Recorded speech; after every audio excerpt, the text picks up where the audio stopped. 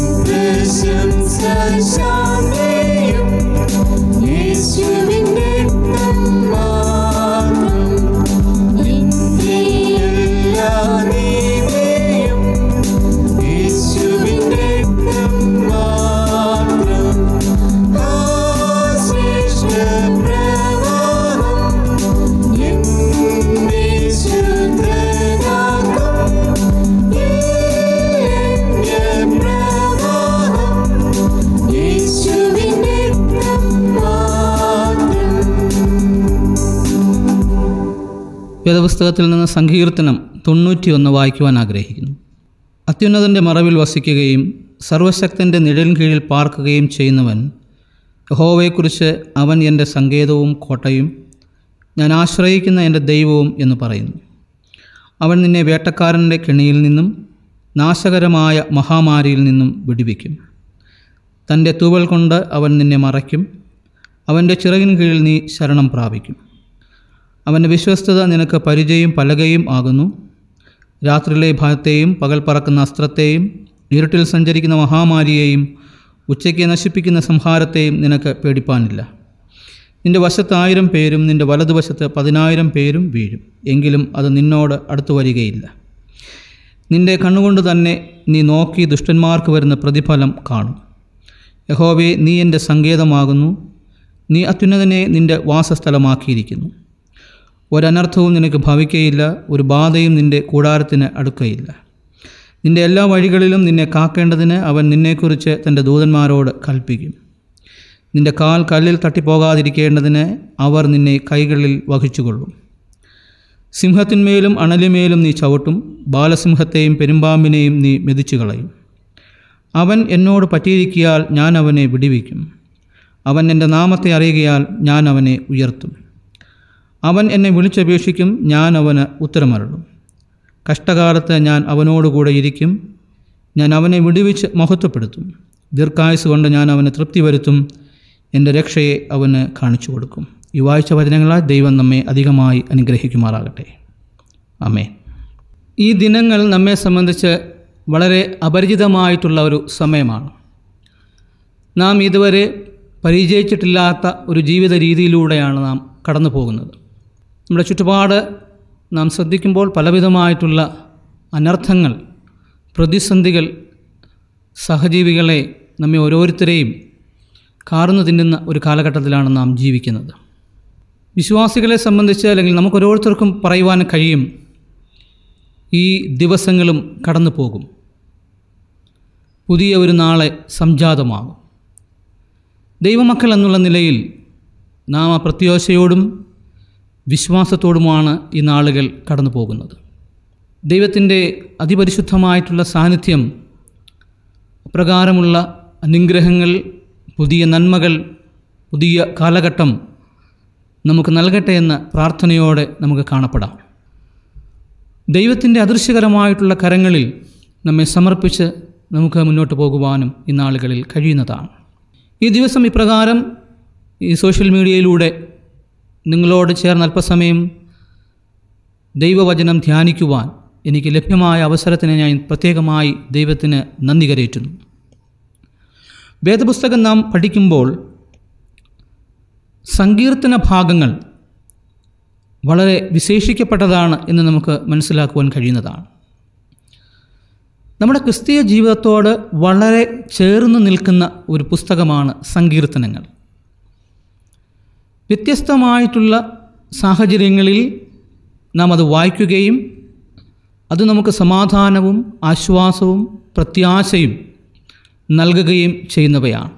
ഓരോ സങ്കീർത്തനത്തെക്കുറിച്ചും നാം പഠിക്കുമ്പോൾ അതിൻ്റെ വ്യത്യസ്തമായിട്ടുള്ള കാലങ്ങളും സാഹചര്യങ്ങളും അത് വിഭാവനം ചെയ്യുന്ന ആത്മീക സത്യങ്ങളും നമുക്ക് മനസ്സിലാക്കുവാൻ കഴിയുന്നതാണ്.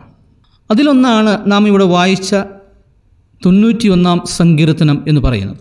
സങ്കീർത്തനങ്ങൾ പൊതുവെ നമുക്കറിയാം, ഇസ്രായേൽ മക്കൾ അവർ തലമുറയായി കൈമാറുകയും അവർ ആരാധനയിൽ ഗീതങ്ങളായി അവർ ഉപയോഗിക്കുകയും ദൈവത്തെ മഹത്വപ്പെടുത്തുകയും ചെയ്യുന്നതാണ് എന്ന് അറിയാവുന്നതാണ്.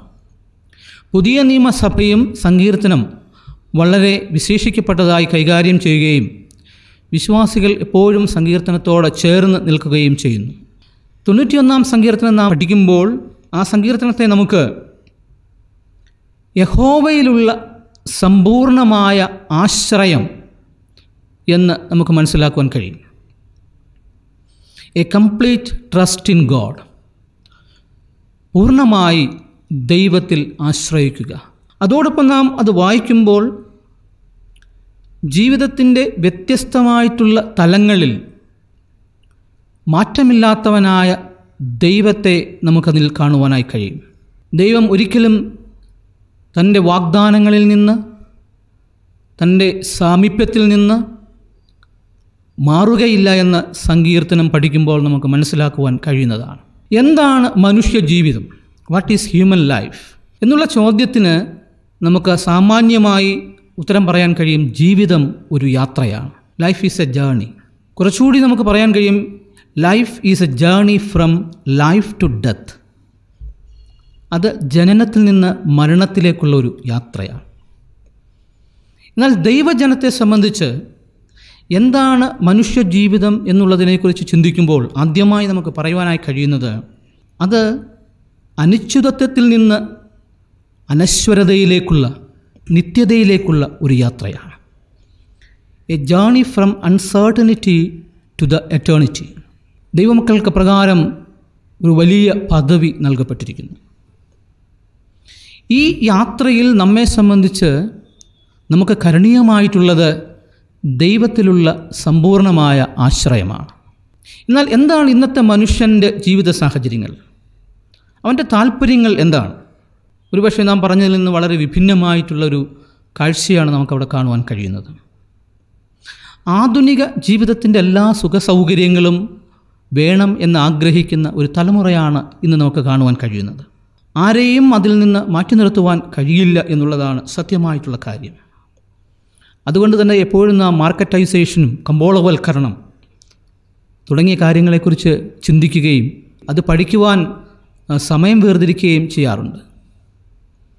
കൺസ്യൂമറിസം എന്ന് പറയുന്നത് ഇന്ന് മനുഷ്യനെ അവൻ്റെ ജീവിത സ്വഭാവങ്ങൾക്ക് തന്നെ പരിവർത്തനം വരുത്തുകയും പഴയ മനുഷ്യരിൽ നിന്ന് വളരെ വ്യത്യസ്തമായി ജീവിക്കുവാനും ചിന്തിക്കുവാനും പെരുമാറുവാനും ശ്രമിക്കുന്ന ഒരു തലമുറയെയും കാണുവാനായി നമുക്ക് കഴിയുന്നതാണ്. അതുകൊണ്ട് തന്നെ മനുഷ്യൻ പലപ്പോഴും ഒന്നിനും തൃപ്തനല്ല.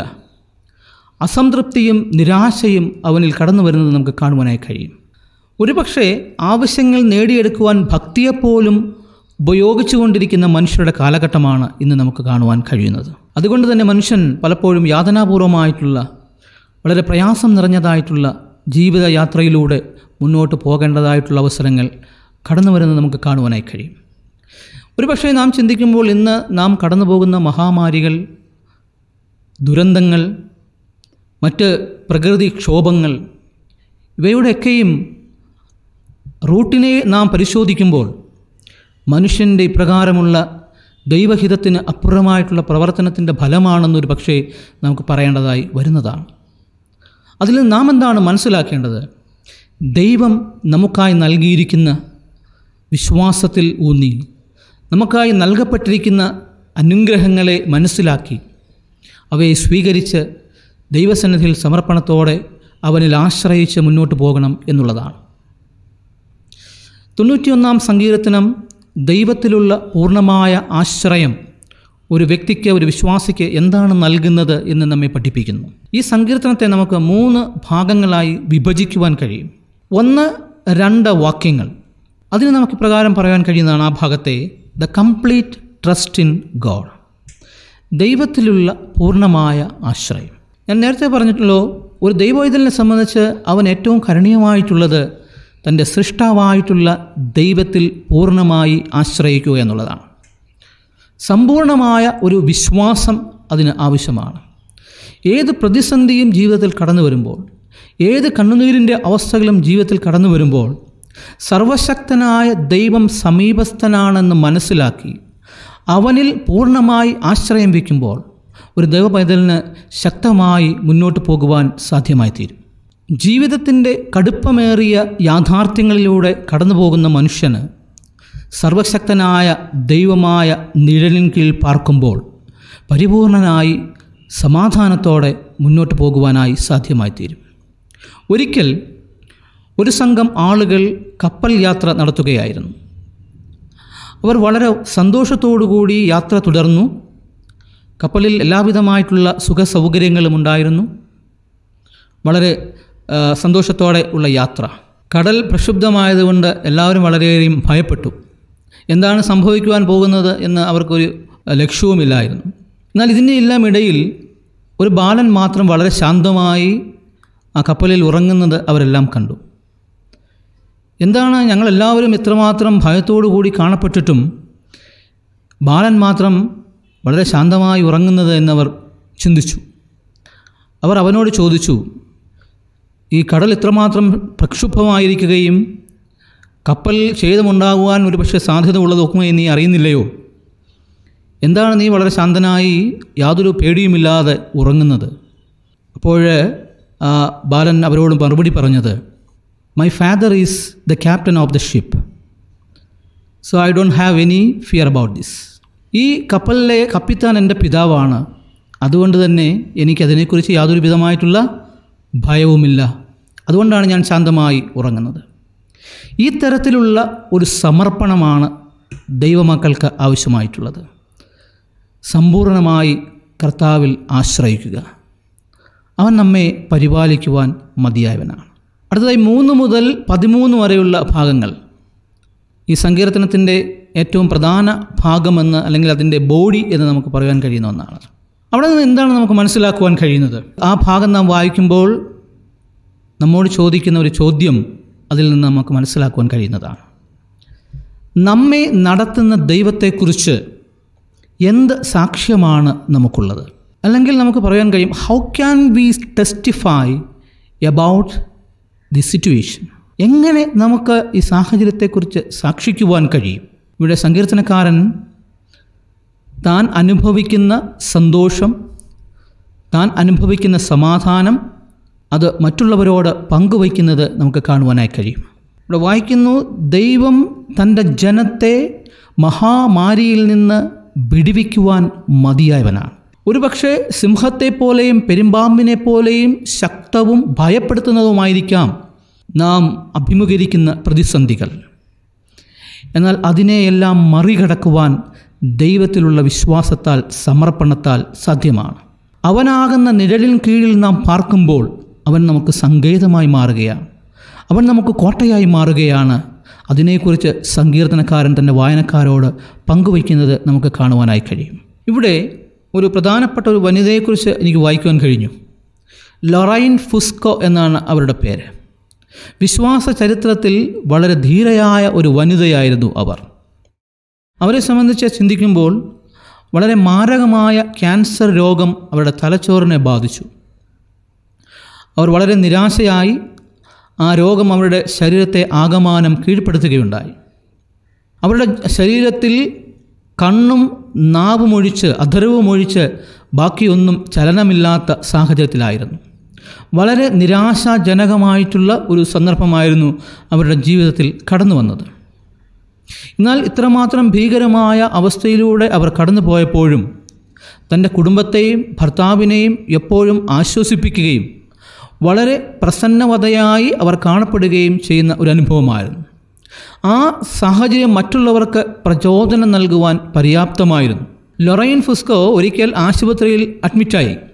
അവിടെ തന്നെ ട്രീറ്റ്മെൻറ്റ് ചെയ്ത 2 പേരുമായി ഈ സഹോദരി വളരെയധികം വലിയ നല്ല സ്നേഹബന്ധത്തിലായി. ഉറ്റമിത്രമായി ആ 2 പേർ മാറി.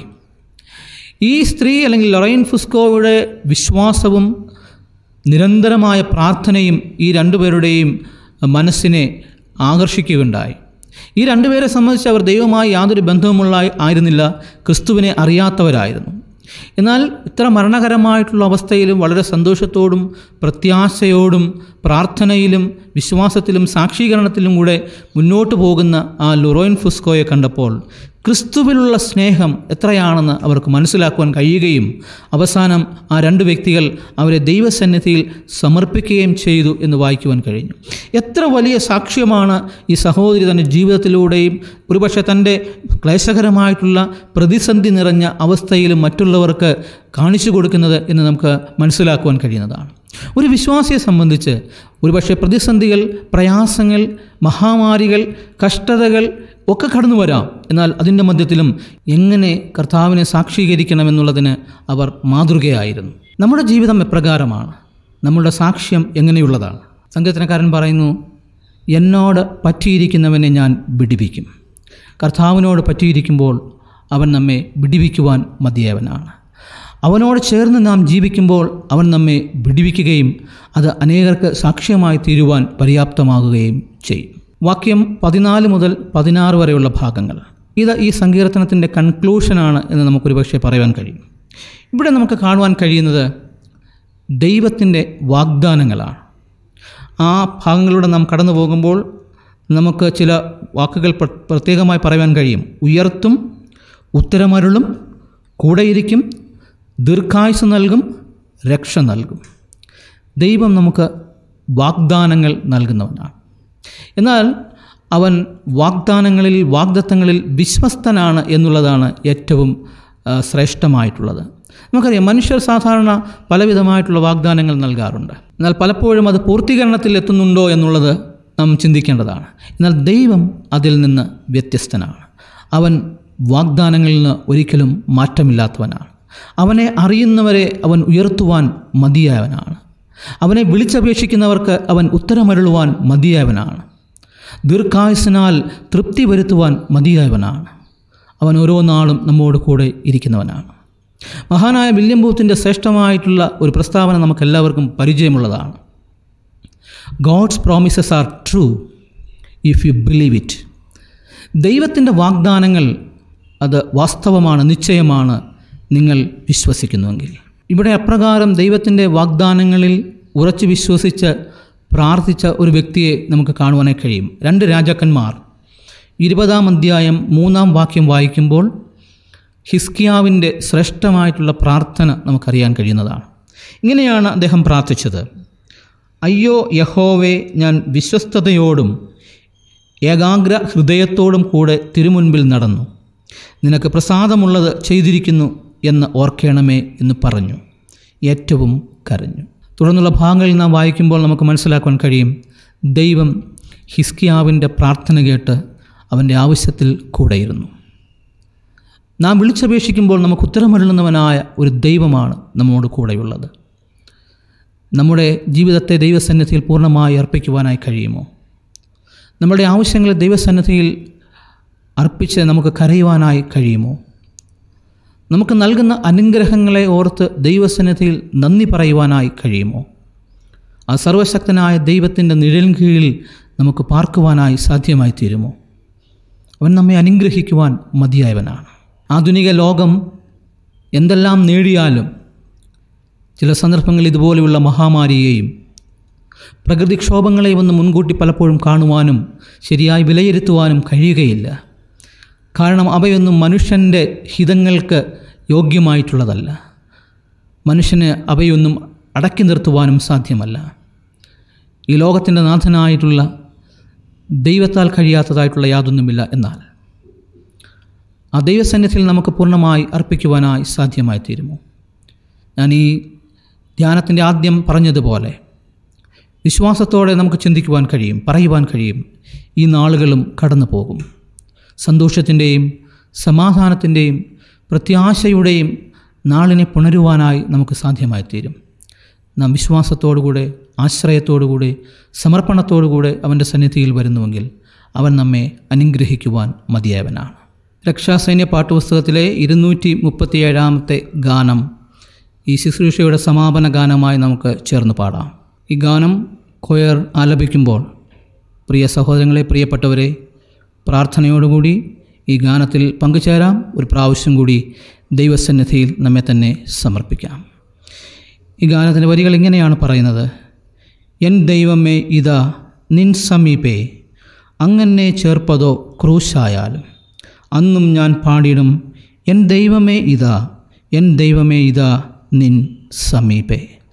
ഇത് നമ്മുടെ പ്രാർത്ഥനയായിരിക്കട്ടെ, ഇത് നമ്മുടെ സമർപ്പണമായിരിക്കട്ടെ. അങ്ങയുടെ സന്നിധിയിലേക്ക് ഞങ്ങളെ തന്നെ സമർപ്പിക്കുന്നു. ക്രൂശിൻ്റേതായിട്ടുള്ള അനുഭവത്തിലൂടെ കടന്നു പോകാം.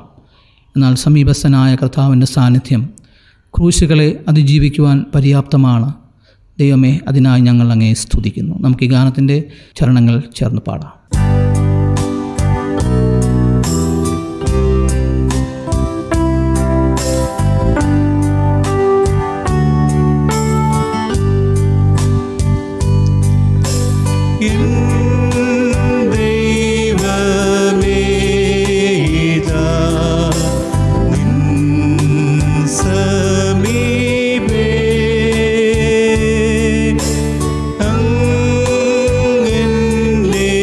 Che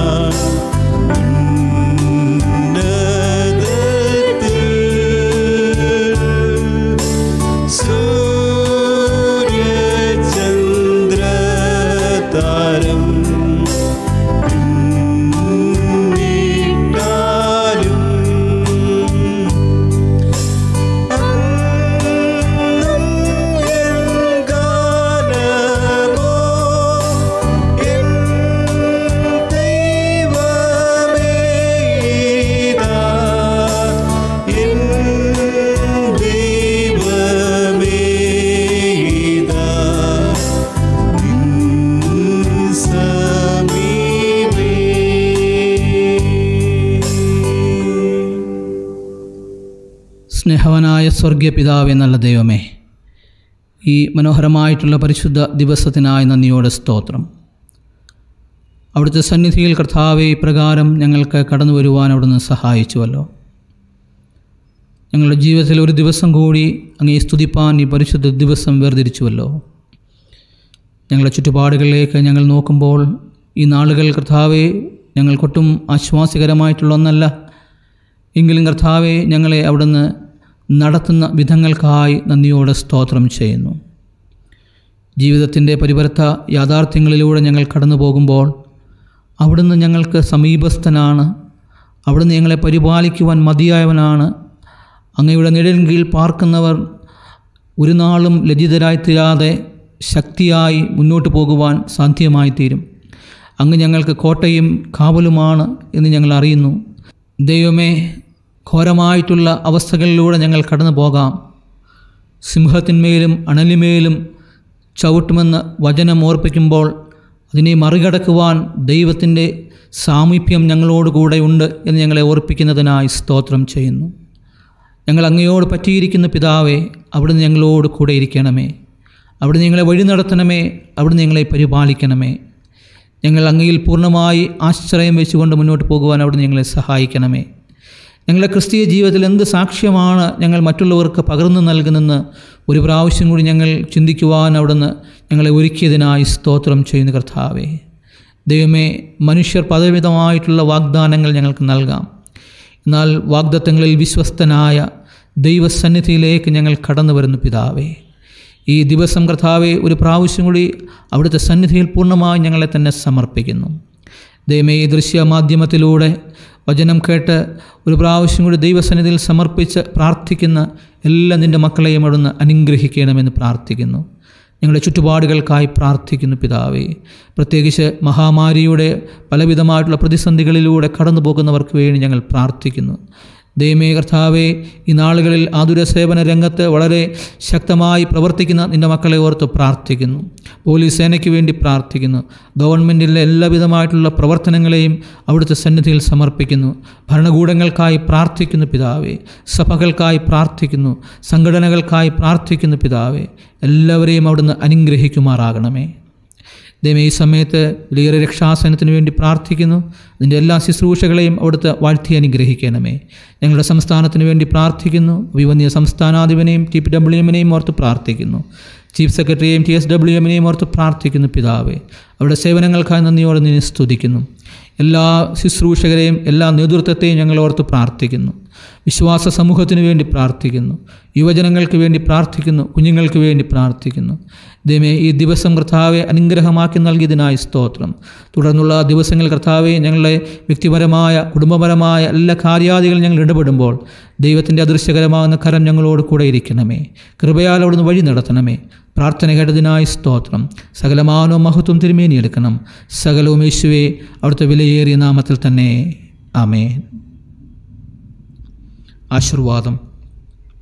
ക്രിസ്തു വിശ്വാസത്താൽ നിങ്ങളുടെ ഹൃദയങ്ങളിൽ വസിക്കേണ്ടതിനും വരം നൽകണം എന്നും നിങ്ങൾ സ്നേഹത്തിൽ വേരൂന്നി അടിസ്ഥാനപ്പെട്ടവരായി വീതിയും നീളവും ഉയരവും ആഴവും എന്ത് എന്ന് സകല വിശുദ്ധന്മാരോടും കൂടെ ഗ്രഹിപ്പാനും പരിജ്ഞാനത്തെ കവിയുന്ന ക്രിസ്തുവിൻ സ്നേഹത്തെ അറിവാനും പ്രാപ്തരാകുകയും ദൈവത്തിൻ്റെ എല്ലാ നിറവിനോളം നിറഞ്ഞു വരികയും വേണം എന്നും പ്രാർത്ഥിക്കുന്നു. പിതാവിൻ്റെയും പുത്രൻ്റെയും പരിശുദ്ധാത്മാവിൻ്റെയും നാമത്തിൽ തന്നെ.